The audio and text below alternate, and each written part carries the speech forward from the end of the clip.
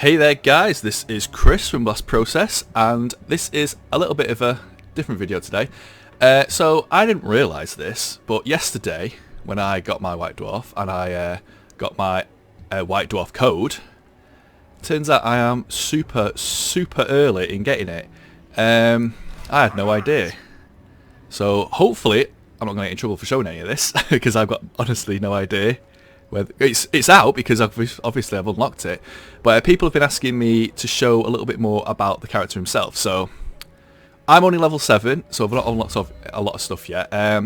So to have a look at it, so obviously we'll start with his stuff. So there he is. He's got special traits, legendary warrior. I think I've actually unlocked most of these things. In terms of skills, so these are his different quests he can unlock. I need to be, so I'll actually start the next one at the next rank, which is very soon. So there's the Armour of Glimril Scales. It's actually a pretty good one, that. Because it also, mainly because of the hero success chance, it makes him, well, gives him a bit of a defense against assassins and things like that.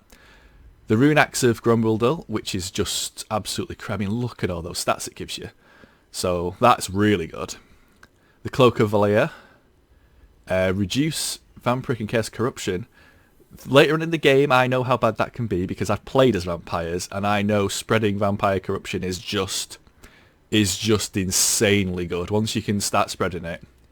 And the Rune Helm of Zufbar. What does that do? So this is it's an augment which is a plus 16 leadership.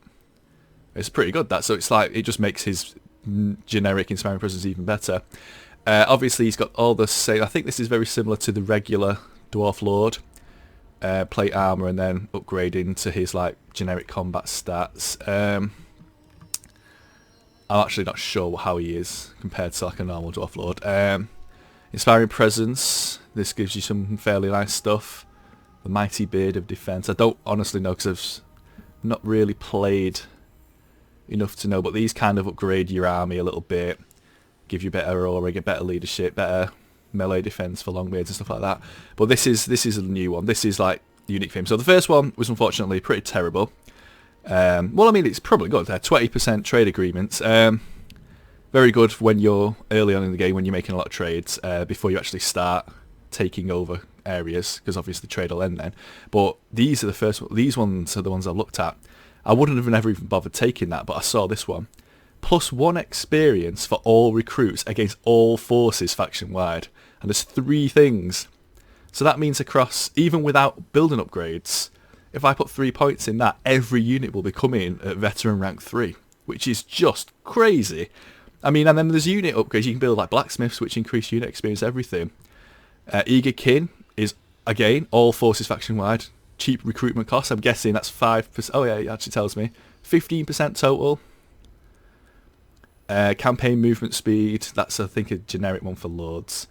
Get up, casualty replenishment. The White Dwarf's call, global recruitment capacity +1. What's this? Lightning strike battles, I don't know what this is. Enables lightning strike battles when reinforcements are present. The option to carry out a lightning strike will appear on the pre-battle panel. Enabling this prevents reinforcements from joining. Oh! So if there's 2 enemy forces, I can choose to attack one without the second one being able to... That is really good. That is actually... I wonder if I don't get reinforcements either. So neither side... It just says no reinforcements can join the battle. So that's actually real good. Yeah, so obviously if we go back here, there's no option for a mount.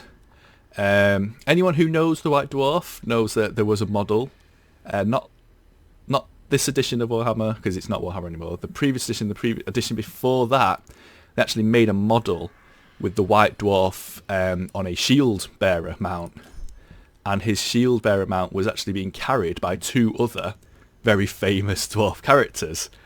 It's a shame that they never gave him the option to even have a generic shield bearer mount. Although, to be fair, I don't think that exists in the end. There's the big throne mount. But himself, he's super good. He's got real good stats. So far in games, I've not had a problem with him. He looks real cool when you're in a fight.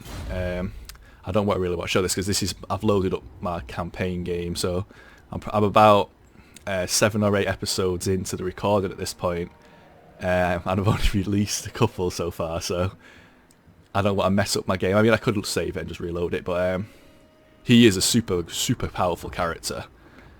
But yeah, if there's any more questions, post them in just comments for this video, and I'll try and keep all the comments about him, the character in particular, into this video itself. But yeah, anyway, thanks for watching. It's a little bit different, but people have been asking me about him because obviously not many people have the codes yet. So yeah, anyway, thanks for watching and goodbye.